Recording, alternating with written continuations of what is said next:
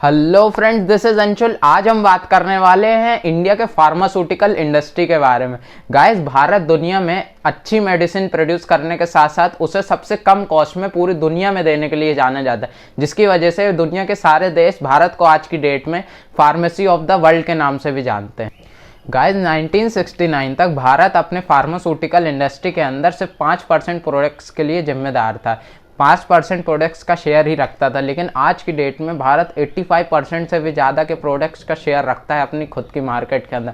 और ग्लोबली पूरे वर्ल्ड के अंदर देखें तो फार्मास्यूटिकल प्रोडक्ट्स का जितना भी प्रोडक्शन होता है उसमें से 20% प्रोडक्शन भारत के अंदर ही होता है। इवन कि जो कोरोना के पिताजी है चाइना, वो भी भारत को इस फील्ड के अंदर डोमिनेट नहीं कर पाया है, लेकिन भारत ने ऐसा क्या कर डाला, भारत पूरे वर्ल्ड को इस फील्ड के अंदर डोमिनेट करने लगा। गाइस, इसको समझने से पहले हमें जेनरिक मेडिसिन को समझना होगा कि जेनरिक मेडिसिन होती क्या है। जेनरिक मेडिसिन ऐसी मेडिसिन होती हैं जो कि बिल्कुल ब्रांडेड मेडिसिन से बिल्कुल मिलती जुलती होती हैं, और उनकी जो क्वालिटी होती है, केमिकल कॉम्पोजिशन होता है, मैन्युफैक्चरिंग प्रोसेस होता है, वो बिल्कुल सेम होता है ब्रांडेड मेडिसिन के हिसाब से, और उनके बिल्कुल जैसा ही होता है। इनकी मेन क्वालिटी होती है कि बहुत ज़्यादा सस्ते होते हैं, इवन कि कोई भी इन्हें ले सकता है। इवन कि 50 से 60% तक इनकी वैल्यू घट जाती है, इनका प्राइस घट जाता है ब्रांडेड मेडिसिन के लिए। जो कि बहुत बड़ी बड़ी कंपनियां होती हैं वो अपने मेडिसिन को बहुत ज़्यादा महंगे दामों में बेचती है, जिसकी वजह से जो आम जनता होती है वो इसको अफोर्ड नहीं कर पाती। लेकिन जो जेनरिक मेडिसिन होती हैं इनके कम दाम होने की वजह से और क्वालिटी कंट्रोल अच्छा होने की वजह से इनको आम लोगों में बहुत ज़्यादा फेमस रहती हैं जेनरिक मेडिसिन। गाइस, चलिए अब बात करते हैं कि इंडिया की फार्मा इंडस्ट्री कैसे इतनी बड़ी बन गई। गाइस, इंडिया की 21st सेंचुरी की शुरुआत में इंडिया की कुछ कंपनी जैसे कि सन फार्मास्यूटिकल, डॉक्टर रेड्डीज लेबोरेटरी और रेनबैक्सी जैसी कुछ कंपनीज ने कुछ ऐसी बीमारियों पर फोकस किया जो कि उस समय पे एपिडेमिकली बहुत ज़्यादा फैल रही थी। मलेरिया, ट्यूबरकुलोसिस, हेपेटाइटिस, कॉलेरा जैसी कुछ बड़ी बीमारियां जो कि उस समय पे बहुत ज़्यादा फैल रही हैं, उन पे फोकस किया और उनकी मेडिसिन बनाया, जो कि बहुत सस्ते दामों पे बनाया, और उनका क्वालिटी कंट्रोल और उनका केमिकल कॉम्पोजिशन क्वालिटी पे बहुत ज़्यादा ध्यान दिया, और उनके रेट को इतना कम किया कि यहाँ तक कि 50 से 60% तक उनका जो रेट होता है वो भी कम कर दिया, जिसकी वजह से आसानी से लोगों ये इस तरह की जो मेडिसिन थी वो आसानी से लोग परचेज कर सकें। फॉरेन मार्केट में जो बिग फार्मा की कंपनीज होती हैं वो बहुत महंगे महंगे दामों में अपनी मार्केट में दवाइयाँ बेचती, उसके बजाय भारत की कंपनीज ने अपना फ़ायदा न देखते हुए सस्ते दामों में मेडिसिन बनाई और उसको सब तक पहुंचाई। जो लोग इन बिग फार्मा की महंगी दवाइयों को नहीं खरीद सकते थे उनको ये दवाइयाँ अफोर्डेबल तरीके से प्रोवाइड कराई। 2021 के अंदर इंडिया अपने फार्मास्यूटिकल इंडस्ट्री से $41 बिलियन का रेवेन्यू जनरेट करता है, और आज की डेट में हम 200 देशों से भी ज़्यादा के अंदर इंडिया का फार्मास्यूटिकल प्रोडक्ट्स हम एक्सपोर्ट कर देते हैं। इंडिया के स्टैटिक्स ये भी बताते हैं कि 2030 तक हम लोग इंडिया के बाहर अपना इतना बड़ा सर्कल बना लेंगे फार्मास्यूटिकल इंडस्ट्री का कि हमारी जो रेवेन्यू जनरेट होगी फार्मा इंडस्ट्री से वो होने वाली $130 बिलियन की, which is a huge amount. Guys, 2012 तक इंडिया का मेडिसिन मार्केट अच्छा खासा डेवलप हो चुका था, और जो वैक्सीन मार्केट था वो अब डेवलप होना शुरू हो चुका था। आपको पता होगा कि जो अमेरिका और कुछ कंट्रीज़ के अंदर हेल्पिंग एजेंसीज और जो एनजीओ होते हैं वो गरीब देशों के अंदर वैक्सीनेशन के काम करते हैं।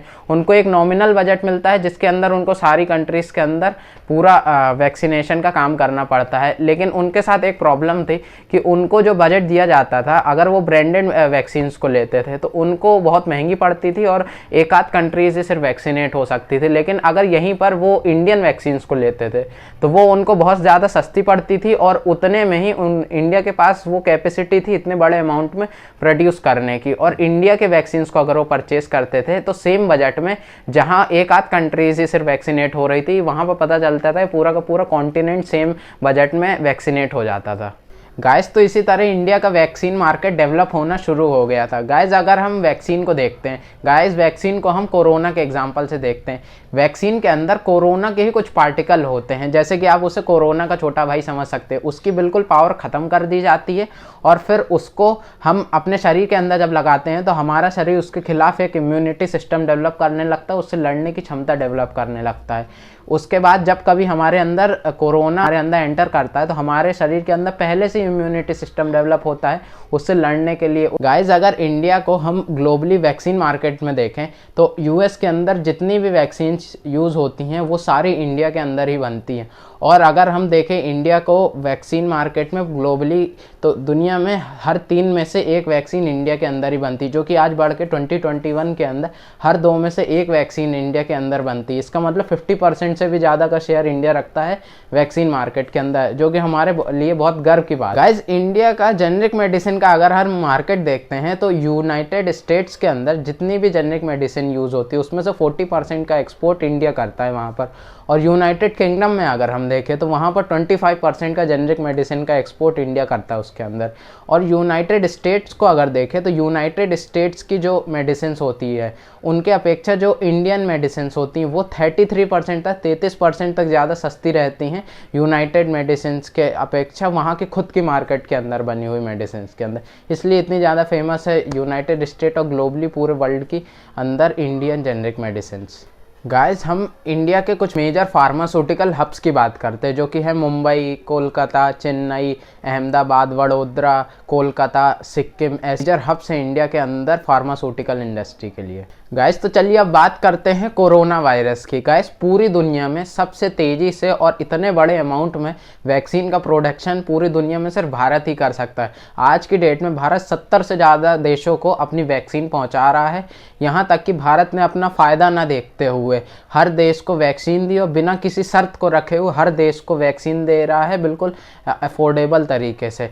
जो देश हमारे लिए, हमारे देश के लिए प्रॉब्लम क्रिएट करते थे, वही देश आज हमारे सामने लाइन लगा के खड़े हुए हैं कोरोना वायरस की वैक्सीन लेने के लिए। आप पाकिस्तान को ही देख लीजिए, पूरी हमेशा पाकिस्तान हमारे लिए प्रॉब्लम क्रिएट करता रहता, लेकिन आज उसको भी भारत ने वैक्सीन दे दी। चलिए ठीक है, गलत राह पे निकल गया था, लेकिन है तो आखिर भारत का बेटा ही।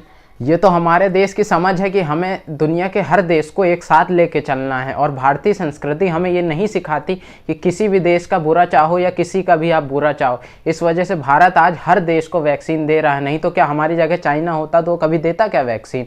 इसीलिए हमारे देश में अब समझ में हर पूरी दुनिया को आ चुका है कि भारत से पंगा लेना इतना आसान नहीं है, क्योंकि पूरी दुनिया में सिर्फ भारत ही एक ऐसा देश है जो कि पूरी दुनिया के लिए जीवनदाता बना हो चुका है इस कोविड पेंडेमिक में।